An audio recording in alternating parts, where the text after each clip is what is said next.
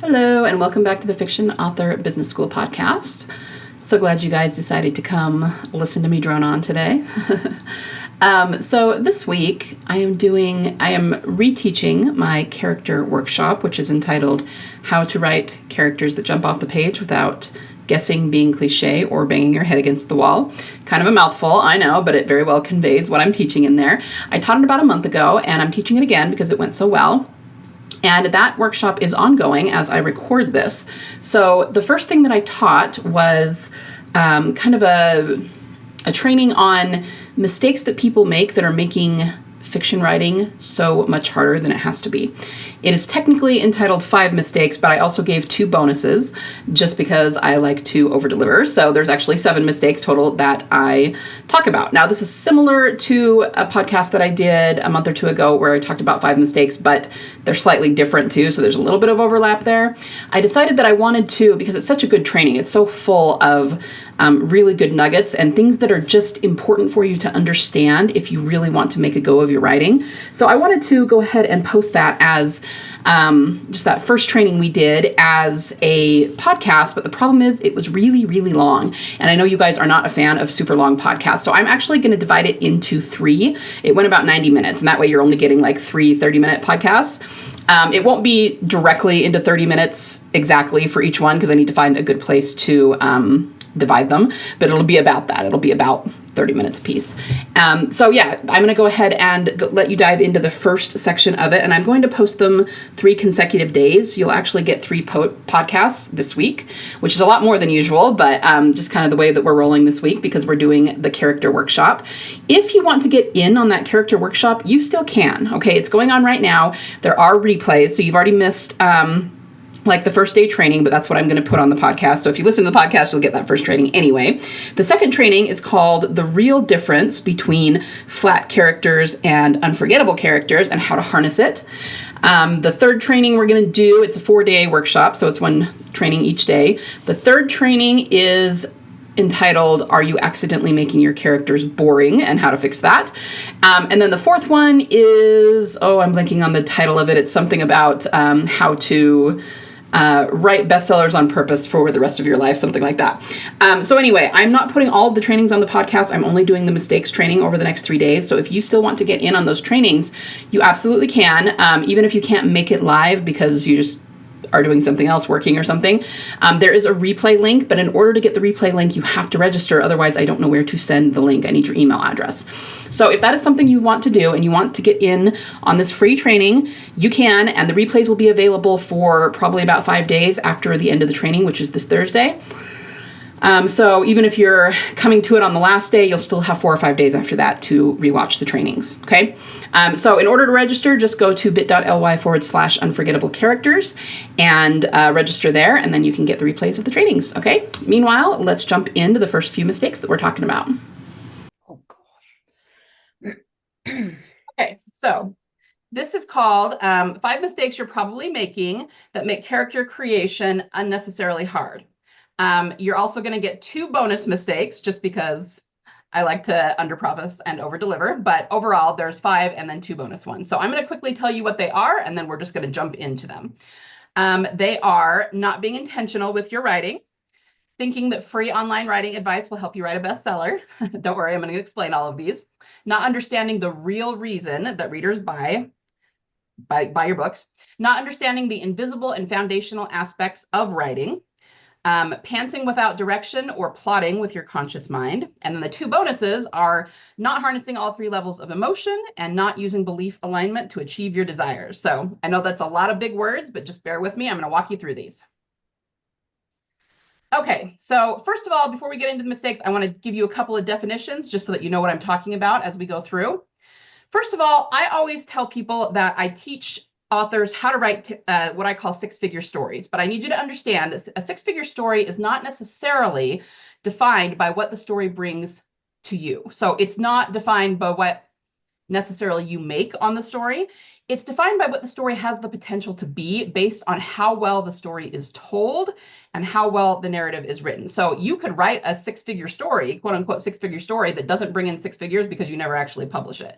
But by my definition, which I'm going to give you here in a minute, it would still be a six-figure story. You can also write a six-figure story that doesn't bring in six figures because it's not very well marketed. We all know that there are really good stories out there that don't make very much money because they're not well marketed.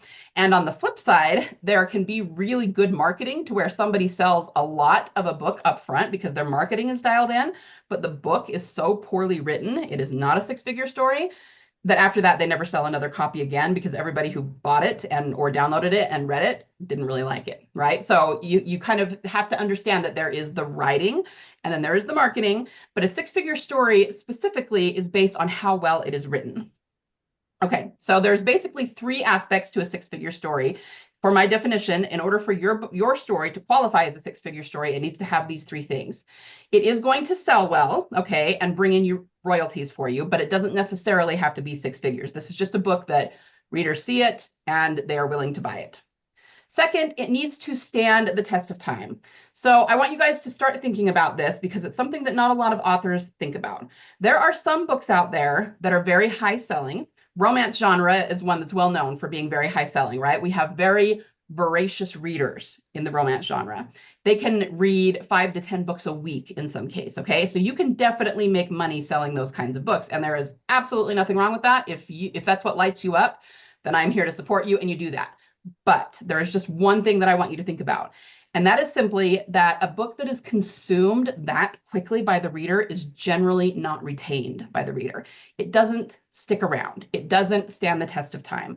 I'm talking about the kinds of books that, yes, they tend to be very mainstream now, but even the classics, even though they're a little hard to read, admittedly, because very often they're written in Old English, they stand the test of time because of the story. Shakespeare, right?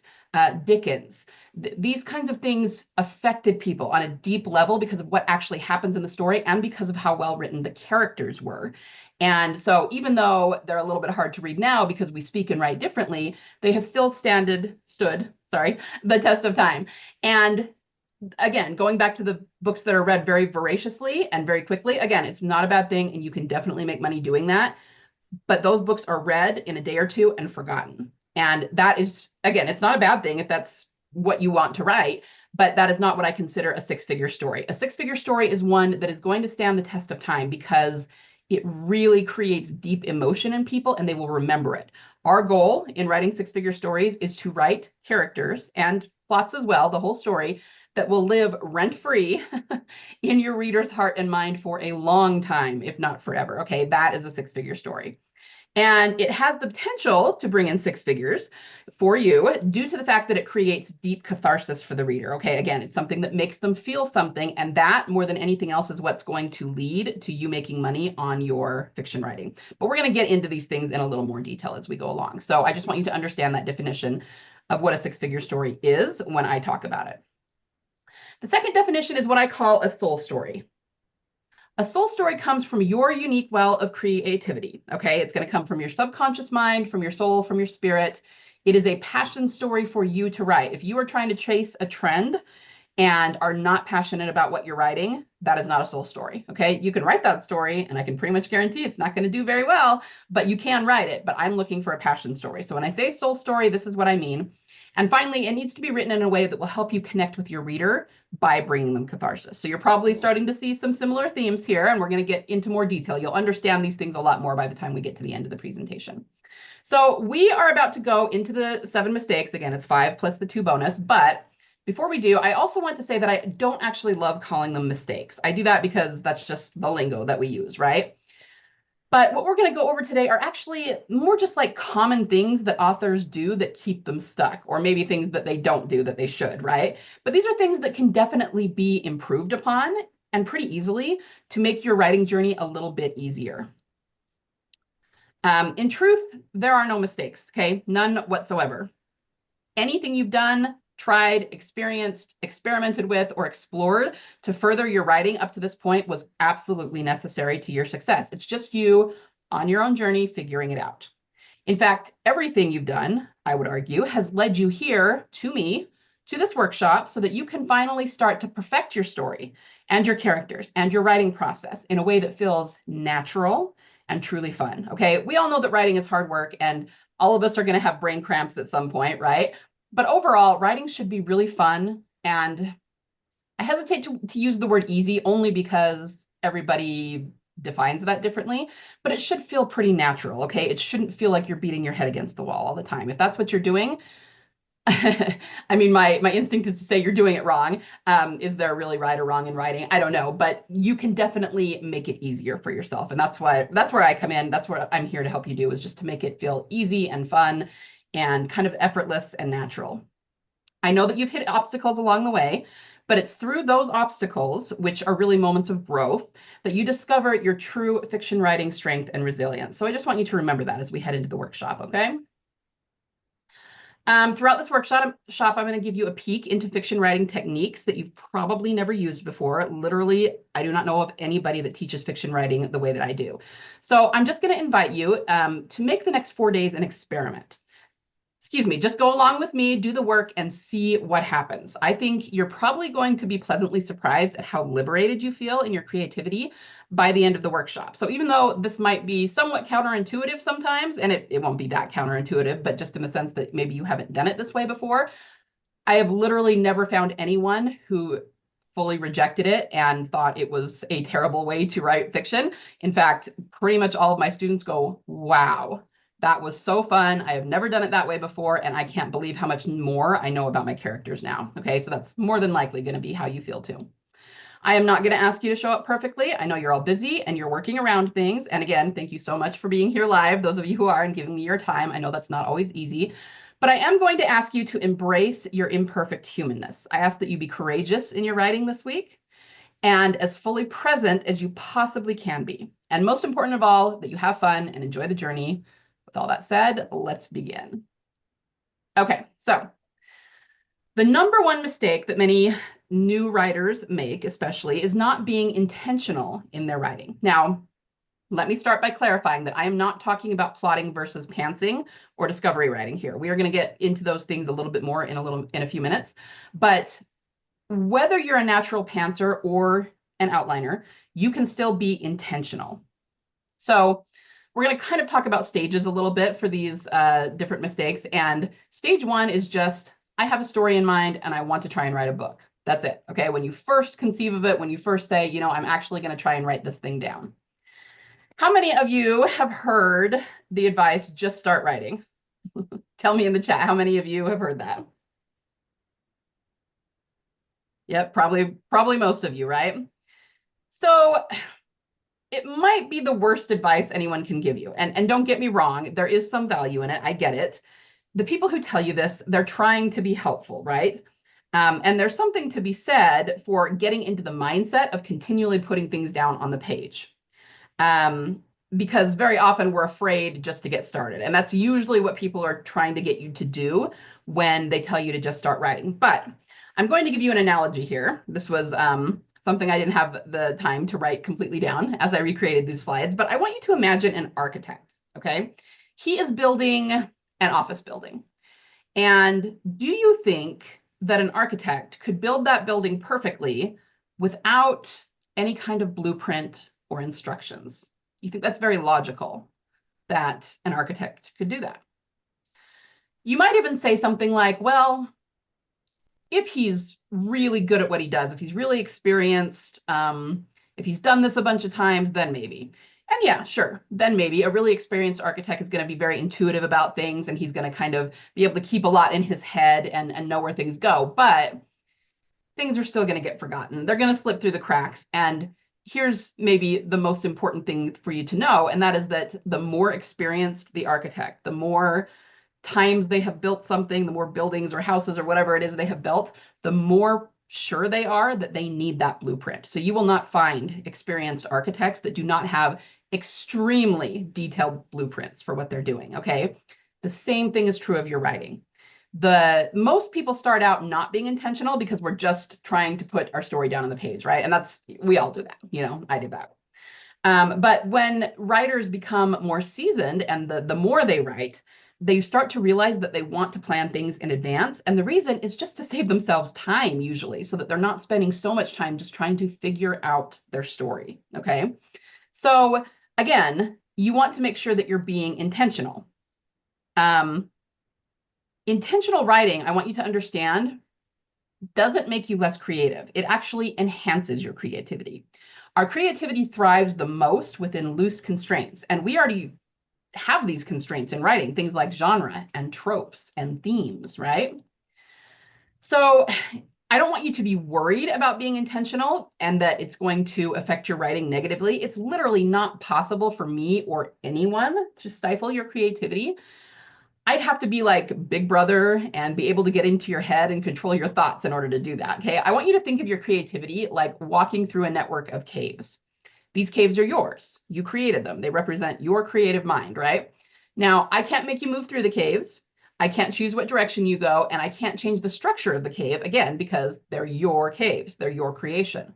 But by using a little bit of intentionality and helping you plan certain elements of your story, I can guide you to the places where the cave just opens up in front of you. And that's really fun and really empowering. And it's really exciting when that happens for you in your writing. Okay. So I want you to try and be intentional. And there are elements of your story that I want you to plan before you start writing. Now, notice I didn't say you're going to outline. That's not what we're talking about here. These are two different things. You can plan something about your story and still pants your story if that's the way that you prefer to do it. Okay, so it's not creating an outline. I'm talking about planning aspects of your story that will guide you as you pants your story or as you outline your story if you're an outliner. Okay, so just understand they're two different things. Now, what are these elements you should plan? I'm not going to go into them in a lot of detail right here. We're going to get into some of them for the homework today, but we're going to go into them in a lot of detail in days 2 and 3 as we move through the workshop, okay? Because that's kind of what the workshop is for, is to show you how to do certain things that will really give you a leg up in your writing. All right, so the next mistake. Thinking free online writing advice will help you write a bestseller. I don't think I wrote this whole thing down. Let's see. Well, we're moving into stage 2 here. So remember, stage 1 was just, I want to write a story. I'm going to try and write it down. Stage 2 is realizing maybe you need some help writing your stories. Maybe you need to know a little bit more about storycraft in order to make your story better. So you say, let's see what free information I can find online. So tell me if you've ever had this experience before. You start by maybe Googling something you're looking for, like how to write a great character or how to make your characters 3-dimensional or something like that. And you start finding all these writing blogs that are free online about how to write characters. And you start reading them, and they might even have some pretty good information. They might even have a few things that make you go, oh, that's a good idea. I'm going to incorporate that. I need to do that for my character. And you start doing it. But then the problem is that at the end of the day, you still don't have like a step-by-step plan. You're just kind of plugging in some things that are giving you good ideas. But more than that, there's links in these articles to other articles that also sound pretty good. And so pretty soon you're kind of going down this rabbit hole and you're reading article after article, and you have 57 tabs open and your head starts to spin and your brain starts to cramp. And it is good information, don't get me wrong, but by the end of the day, you just feel like you've spent all day doing this or however long you did it for, and you still are not exactly sure how to write a great character, which is what you were looking to find out anyway. Has anyone ever done that before, had that experience before and kind of gone down that rabbit hole? Who hasn't heard that? Yeah, I'm looking at some of your comments here. Numerous times. Yep. Many rabbit holes. Yep. Been there, guys. We've all done it. And it's not, even though we might get some good ideas, it's not terribly fun. So yeah, me too, a lot. Here's the thing. As I said, we might find nuggets that are really helpful, but beyond those nuggets, and honestly, in spite of them, following free online writing advice may be the slowest path to bestsellership. And let me explain why. All right, this is my bacon cheeseburger analogy. You can if you don't like bacon cheeseburgers or you're a vegetarian or something, substitute, just take a minute and think of like your favorite food that makes your mouth water when you're hungry, okay? I'm going with the bacon cheeseburger. We're going to say that I want a bacon cheeseburger, okay? I want the experience, you might say, of eating one, but I don't really want to fully commit to that experience yet. Why? it doesn't really matter why. I have my reasons, right? Either I'm not hungry enough for it. Maybe I don't trust the person who's making it. Not that it would be like harmful to my health, but just that they won't make it the way I want it to be made.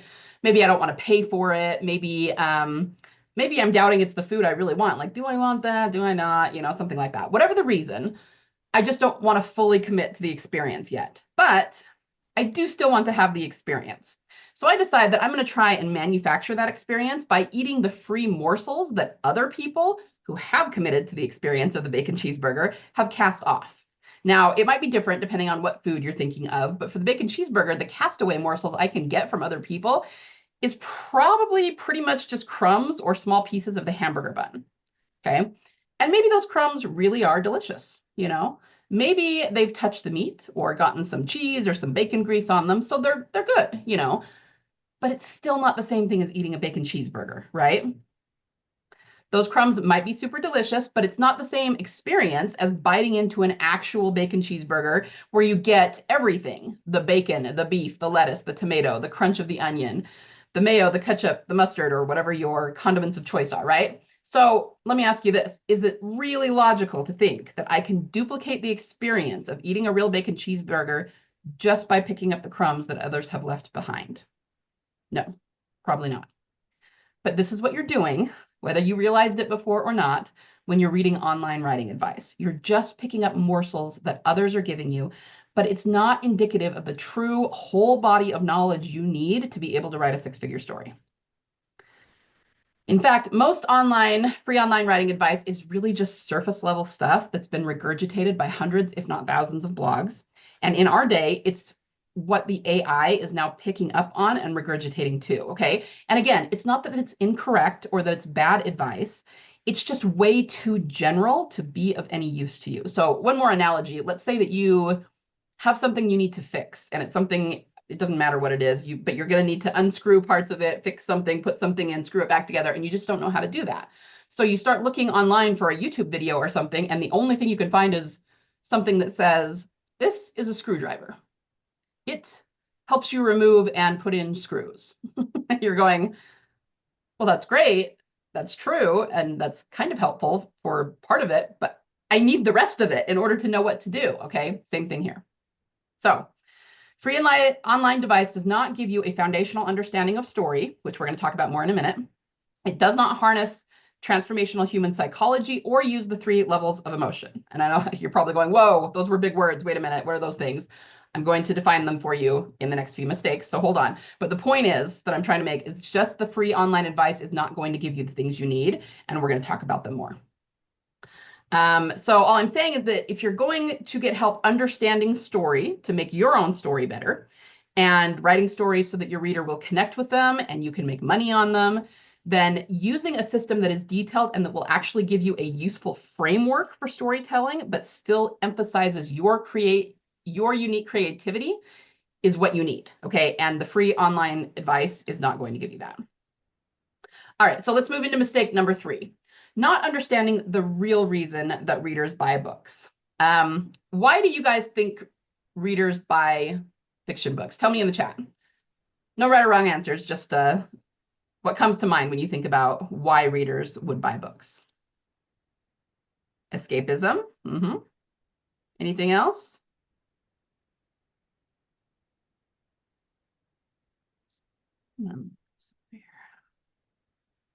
Satisfying story. Characters who become friends. I like that. Entertainment. Yep. Good. Okay.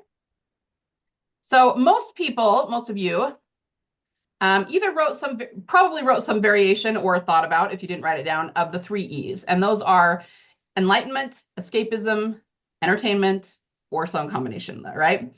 The main reasons that people read stories and that people come up with for why readers read stories usually fall under one of those umbrellas. And they are all correct. All of your answers are right, but I want you to go a little bit more high level here because any reader could experience one of those things, the 3 E's, through activities other than reading a novel. So what makes them buy the novel specifically instead of engaging in some other activity? I'm going to tell you the reason, and listen up, lean in. If you guys can wrap your head around this one simple concept, it's going to change the way you approach fiction. Okay, it really is. And if you embrace the change, it's going to get your writing and sales results much, much sooner. It's going to really help you simplify the journey, if you will, and get to where you want to be faster.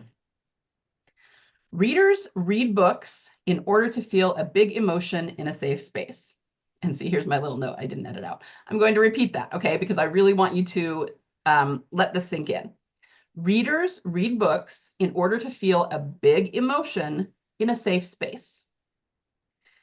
It's this, the feeling of the emotions in the safe space, that will bring them escapism, entertainment, and emotional enlightenment. The other thing is that readers not only want to feel the big emotions, they want to release the big emotions, okay? This process in storytelling is known as catharsis, when the emotions build throughout the story, and then we get to release them, usually in the climactic moment, okay? It's important to understand that our fast-paced, instant gratification society doesn't really hold space for big emotions, which means they tend to build up energetically in our bodies, and we have no outlet for them. Your audience, your ideal readers, I guarantee that they either generate big emotions of their own or they are receptacles for other people's emotions. Okay, this has been proven. Either way, humans yearn to both feel big emotions and release those emotions, and fiction has a unique way of helping us to do this. It feels so good to read a book and then release our emotions at the end. It's actually very healthy and very helpful to do so. So guess what? By writing fantastic, emotionally cathartic stories rather than just, kind of okay, mediocre stories, you are actually promoting better mental, psychological, and emotional health among your readers. True story. And this is why readers read books. And now most of them, of course, cannot articulate everything I just said, but they just know that they love reading books because of the way it makes them feel. So I said if you could understand this concept, it would change the way you approach your fiction. Why is that? You might call this mistake 3B. It's not one of the 7 mistakes, but it's sort of a sub-mistake. And that is that most writers focus on royalties and fame. And I don't mean fame in a negative way, just becoming like well-known as an author, rather than on serving your reader. Now, it's important to understand that there's nothing wrong with wanting to make money on your writing or become well-known as a storyteller, okay? We all want that. I want it. You want it. Nothing wrong with that, okay? But this is really a situation where you're focusing on the wrong thing in order to get the results you want. So we hear this in other industries, like, for example, losing weight.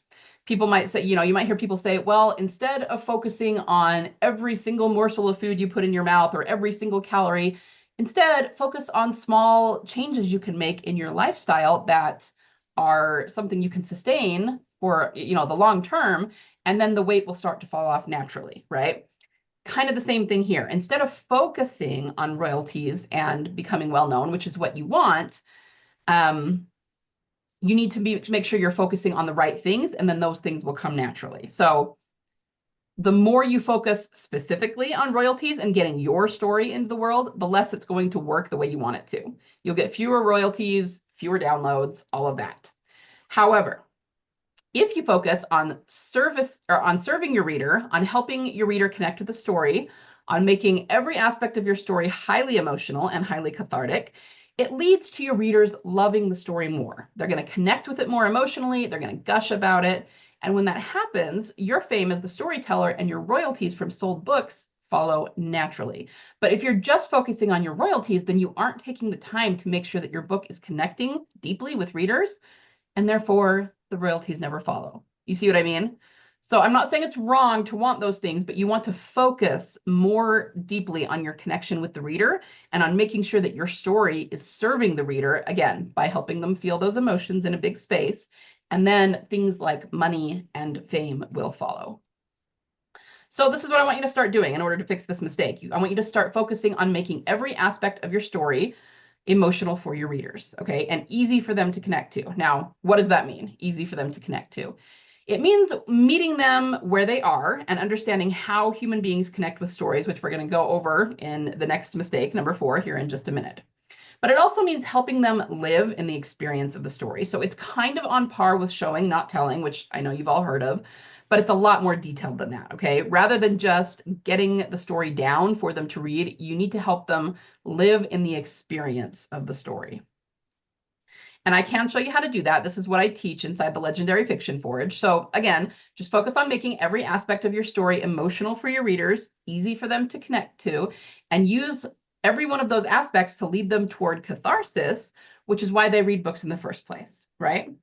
So I know this is a lot to process, but the point is, it's not about what genre you're writing. It's not about what tropes you're writing. It's not about what happens in your story. All of that is unique to you, and you are going to figure out what your story is.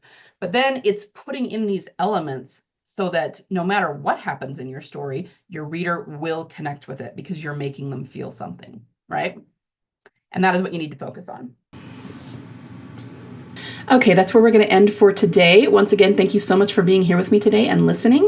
Once again, make sure and listen to all 3 podcast episodes this week to get the full training with all of the mistakes. And one more time, if you still want to take advantage of this free character workshop that I'm doing, just go to bit.ly/unforgettable characters. I will also put that in the show notes, and you can still register, and there still is plenty of time to watch the replays, okay? Thank you so much again. You have a wonderful week of writing, and I will be back soon.